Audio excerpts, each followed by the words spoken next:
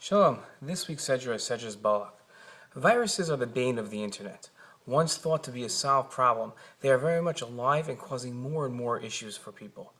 Viruses cause either some small damage, as small as recording keystrokes to grab passwords, to more serious trouble as shutting down entire nuclear plants, as we see in Iran. Viruses are technical vehicles of destruction. They're not random collected acts. Man wants to believe in randomness, especially in the physical world around them. Yet, in a world run by an omnipresent God, or operated through nature, nothing is random. Nothing could prove this better than a pasuk in this week's parsha from a statement of Bilam.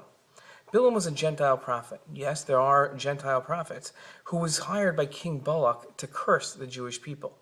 This Dvar Torah will demonstrate that through Bilam, that the destruction in this world is anything but random. Balak was the king of Moab. Moab was a country situated on the Jordan, and what Balak was scared of, he knew that Bnei Israel was coming through and were going to be traveling through his land, through Moab, to get to Eretz Yisrael. Now, Bnei Israel wanted no trouble from Moab. In fact, Hashem, God, had commanded Bnei Israel not to go to war with them. Bnei Israel only wanted passage through their land. Balak feared that. He was scared that Bnei Israel would actually attack. And trying to stop this imaginary attack, he took some very ambitious plans.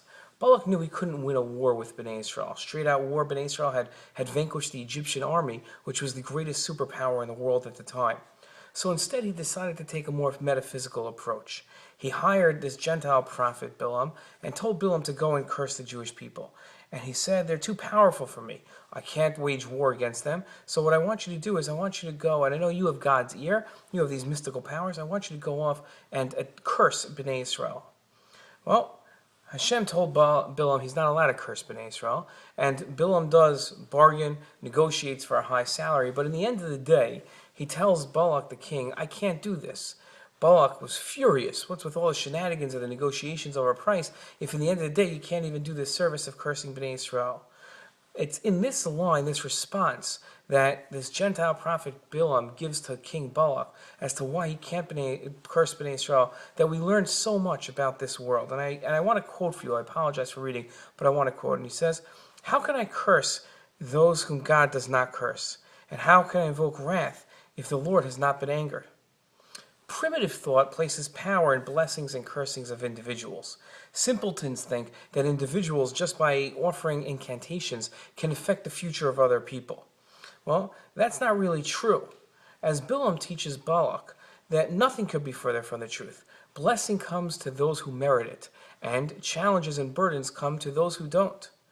We can't, it's prayer that affects our future. There's a relationship that we build with God that affects our future. Incantations of shamans and Rabbis, they don't have any effect whatsoever. Nowhere in the Torah do we find that there's an idea of success coming from the blessings of others. Nothing in this world is random. It is all systematic. And when man lives within that system, he thrives. Primitive thought encourages escape from the system. Right? It tells us to escape the laws of the world. It's primitive ideas try to find shortcuts to success. Balak is taught an important lesson this week. The world doesn't run by primitive thought. Curses and blessings, they don't work. Improving yourself, perfecting yourself, bringing blessing onto yourself by meriting it, that's how this world operates. It's a lesson that unfortunately Balak learned the hard way, and one that we should take daily in our lives. Shabbat Shalom.